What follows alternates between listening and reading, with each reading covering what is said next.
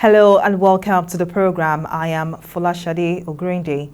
For the sixth consecutive time this year, Nigeria's inflation rate has seen a rise. In its latest CPI report, the National Bureau of Statistics revealed that headline inflation for June jumped to 22.79%, a slight surge from 22.41% in May. The much-watched food inflation rate in June was pegged at 25.25% on a year-on-year basis, which was 4.65% higher compared to the rate recorded in June 2022 at 20.6%. So what does this rise in inflation rates mean for Nigerian citizens? Segun Sopiton, principal partner at Woodridge and Scott Consulting, joins us now. Thank you very much for joining us. Now, Nigeria's headline inflation saw a rise in June to 22.79%, a slight increase from what we recorded in May, that's 22.41%. Was this your expectation? Thanks for having me and good morning again. Yeah, look, my expectation actually, not just my expectation, I think the expectation of most observers, informed observers of the economy and the markets was that the increase in the rate of inflation would have been more than this, given recent developments. This report was for the month of June, and you will recall that subsidies effectively were removed or taken away at the end of the month of May, which means that we had the entirety of the month of June to see the impact of the subsidy removal, and we did see it, the reaction from the markets and from different items in the household spend of the average Nigerian was immediate. So what I think has happened that has resulted in the inflation numbers being lower than expected is the lagging effect. So when these numbers are computed, it takes into account the prices of products and services when the surveys when the surveys are conducted versus the last report that was done. Some of the impact of the economic policies that lead to price increases and changes in market fundamentals are not felt immediately. So what you will see over the coming months is that the rate of increase in the inflation rate, and that can sound confusing, but that's exactly what I'm trying to say, that the rate of increase in the inflation rate will accelerate more than what we've seen now. So yeah, my expectation was that the inflation rate would have increased by more than what we've seen, but it's not surprising that it hasn't. It still will, because the realities are all around us. So we wait and see. We'll see what the July inflation report will come up with when it's released in August, and we'll see what August will do when it's released in September. And then we can begin to really have a clearer picture as to the impact of the recent policies of the government. Now, food inflation rate in June was pegged at 25.25% on a year-on-year basis. How serious is this situation, especially when you consider that Nigeria has a food security crisis? Yes, look, food inflation year-on-year at 25%, I beg to differ. I think it's about time that the conversation around the recency of the data methodology of the NBS begins to take a center stage. The numbers that we're reporting are not reflective of the reality that people are experiencing, especially with certain items, certain important items in the basket of prices. So to say that food inflation is 25% year on year. We'll have to go with the data. I'm not one to question data, even though I think that, one must continue to question the methodology of data gathering. But once the data has been gathered, we do have to work with it because we don't have any other one. So 25% year on year is bad enough anyway, even though the reality is probably worse. But even 25% year on year is terrible. What that means in practical terms is that according to this report, what you could buy last year with 125 naira, you would only be able to buy this year with 100 naira. So the money in your pocket has lost significant value. Another way to look at it is to say that your money has dropped in value by 25%. So either way, whichever way whichever angle you come from, this is terrible, especially when we're talking about food, which is a major item in the spend distribution of the Nigerian household. Transportation, feeding, housing tend to take the chunk of the share of the spend of the Nigerian household. So food increasing by 25% is bad. It will be interesting to see what transportation increase will be in the coming months as far as the data is concerned. Talking about food security, we all know what the issues around food security, food availability are. The physical security problem, the physical security challenge that farmers face is still very much around. It's extremely, in fact, if anything, it's getting worse. It's gotten worse, at least in the last couple of weeks, and maybe in the last couple of months, which is continuing to impact supply availability, which obviously will drive prices up. The questions around storage, transportation, and processing of food from the farm gate to the marketplace or to the consumer, to the final end user, remains a significant bottleneck with regards to the value chain of agriculture, which again will drive prices up. If you have a lot of wastage in the food that is produced from the farms, and what arrives in the market is significantly less than what was produced, supply will be impacted and prices will go up. So these issues are still there. Nothing has been done about them in the last, in recent years. The infrastructure problems that drive these issues, the bad road networks, the lack of cheap mass transportation for goods and services remain a problem, have been a problem for a very long time and remain a problem. And until these things are taken care of, food prices will keep going up. We'll take a break now, but Money Matters returns shortly. To stay with us. Opinions are free, facts are sacred, the truth is universal. Now, let me ask you, Colonel, how in practical terms can we, for instance, de-escalate the tension? Governments must find the political will. On Digi360, we give you a complete dose of everything. Opinion, facts, and undiluted truth. I hardly believe what politicians say in this part of the world. A new Nigeria is possible, a future is possible, a great country is possible. We delve into the issues, dissect it so that you can understand it and use it to take action. Digi360, dissecting the issues. In the last 3 years, we have built a multi-purpose center, which is the envy of all in our constituency. And I can tell you that the people who are living there are already enjoying it.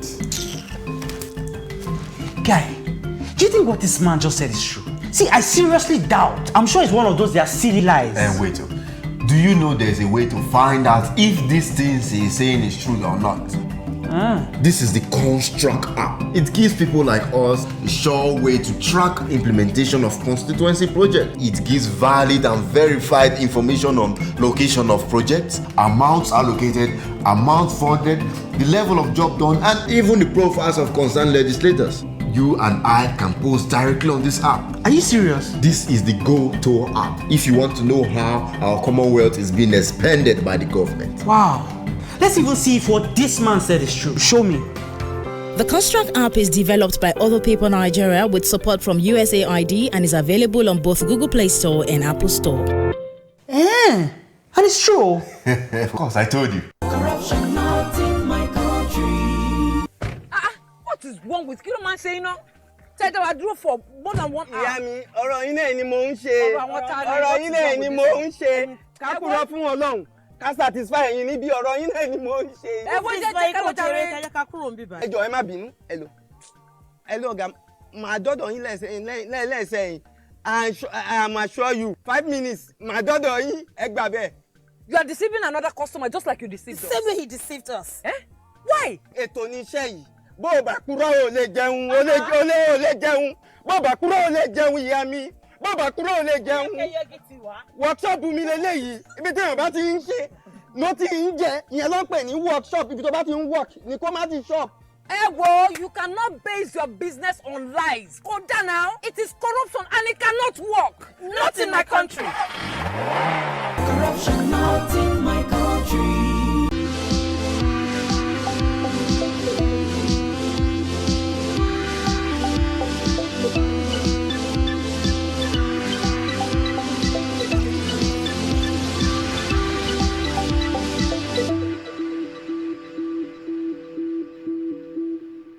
Welcome back to the program. I've been discussing Nigeria's June inflation rate with Segun Sopitan, Principal Partner at Woodridge and Scott Consulting. Thank you very much for staying with us. Now, President Tinubu recently declared a state of emergency on food insecurity. How effective do you think some of the outlined strategies will be, especially when you consider some of the current economic realities of the nation as at today? I've looked at that announcement in detail, and that's what it is. It's an announcement. It's not a policy yet. It's not a program. It's just bullet points with regards to what the president wants to do regarding food security. Declaring a state of emergency in food security in the first instance disturbs me in the sense that adoption of that language in itself suggests a bit of gallery playing, with regards to this issue. When politicians use certain expressions, you realize that perhaps this is just grandstanding. So I've always asked, what exactly does a state of emergency, a sectoral state of emergency, what's it supposed to mean? Because we understand what a state of emergency generally tends to mean. It's a suspension of the rules, the constitution of the country, or the territory. So if you take that figurative expression or use it figuratively with regards to a sector, we can understand that you mean that, there's a problem in this sector and it requires urgent attention. But I think you can use that in political rhetoric. To use it in policy making is a challenge for me. And going beyond the language and looking at the steps that have been outlined, I think that a lot of the components of that policy are very good. There are things that some of us have been advocating in the public space for years, talking about processing capacity, talking about providing some sort of purchase guarantees to farmers that would ensure that they can farm profitably and they can get cash in return for their effort, talking about seeds availability, talking about fertilizers, and all of that is very good. Another part of it that I really like is the question of irrigation, so that you can have all year farming. It's an aberration for a country the size of Nigeria to still be depending on seasonal farming in the year 2023, when countries like Israel, that technically really exist in a desert, farms all year round. Countries like Egypt, that really technically a good chunk of their landmass is in the desert, they farm all year round. They have very strong irrigation. A lot of the North African countries have very strong irrigation culture and strong irrigation infrastructure. How come Nigeria, with our size, and our capacity, we still depend on seasonal farming? So I really like that. However, it must also be pointed out that that document is only an announcement by a media advisor. It's not a policy.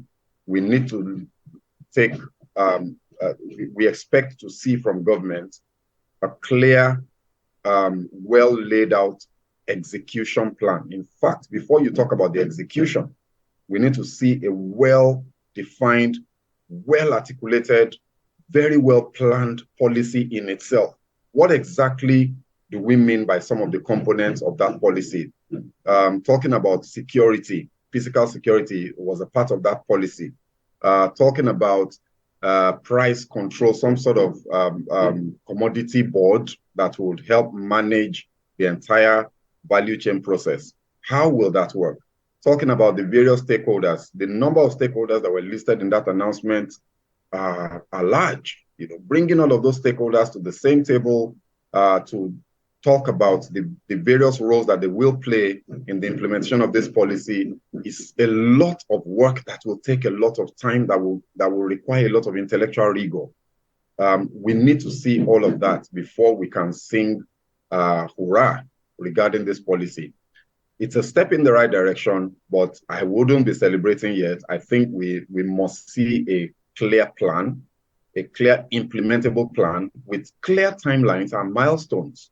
Then we can begin to sing. It's important for governments in Nigeria to begin to relate with public policy the way it is done in the private sector. You have a plan, you must have clear objectives, you must have clear execution steps, you must have clear goals, you must have clear timelines, clear milestones, and you must have a clear definition of what success looks like at the end of the implementation of that policy. All of that is obviously missing now because, like I said, that was an announcement. So we need to see the plan, and then we can start talking about execution capacity, execution framework, execution structure, and the rest of the project management competence that will be required to turn this from just an announcement into physical success that will impact the life of Nigerians. So we'll wait to hear from the government more on this. Now, we're beginning to see the aftermath of the fuel subsidy removal policy with the hike in petrol price ranging between 500 and over 600 naira per litre. Now, how will this affect next month's inflation rate and that of subsequent months? Clearly, so the first thing to understand is that the inflation rate next month, for this month, the inflation figures for July, which will be released in August, regardless of what just happened yesterday, regardless of this recent hike in fuel prices, would have gone up anyway, because the full impact and the full effect of the previous price hike has not yet been adequately captured by data. But then to add this, to the mix, we would expect that in subsequent months, the increases will be significant, unless something drastic is done by government to prevent those price increases. And I dare say that there is nothing you can do, simply because petrol PMS is a significant part of the lives, the business operations, the business processes of almost the entirety of Nigeria. Bearing in mind that the Nigerian economy has a huge informal sector. Observers have said it's about 60% informal to 40% formal. Majority, if not all of that informal sector depends almost exclusively on petrol to power their businesses. Bearing in mind the outrageous shortfalls in power requirements that we have. in our energy sector, in our electricity sector, which means that nobody runs on electricity. Everybody more or less runs on petroleum products, on PMS in particular. Diesel for the large organizations, for PMS for everybody else. And, you know, so when the price of this thing goes up, everything gets impacted from transportation. Transportation is the first and obvious one, but then there's so much more that also will be affected by, you know, this increase in price, and that will reflect in inflation. And inflation is not the only impact that this would have. There will be productivity issues as well. People are adjusting to this new issue. You know, people are trekking to work, which means that they get home, they get to work tired, they rest less. Hopefully there will be some fitness benefits, if you like, on a lighter note, but whatever that benefit is will be seriously counteracted by the loss in productivity, and maybe you might even have counterproductive effects on people's health. Bearing in mind that the trekking that is happening in very inclement weather, a lot of very hot and humid environment. So there's so many other things that that will be happening with regards to this fuel price hike beyond just the inflation. But on the inflation side, the news can't be very good, and we will only just hope that maybe some of the palliative measures will help ameliorate this to a certain degree. But I'm not very optimistic with regards to that. Well, Segun Sopiton, Principal Partner at Woodridge and Scott Consulting, thank you as always for your time and your contribution. And it's a wrap on the program. See you again next time. I am Folashade Ogurinde. Bye for now.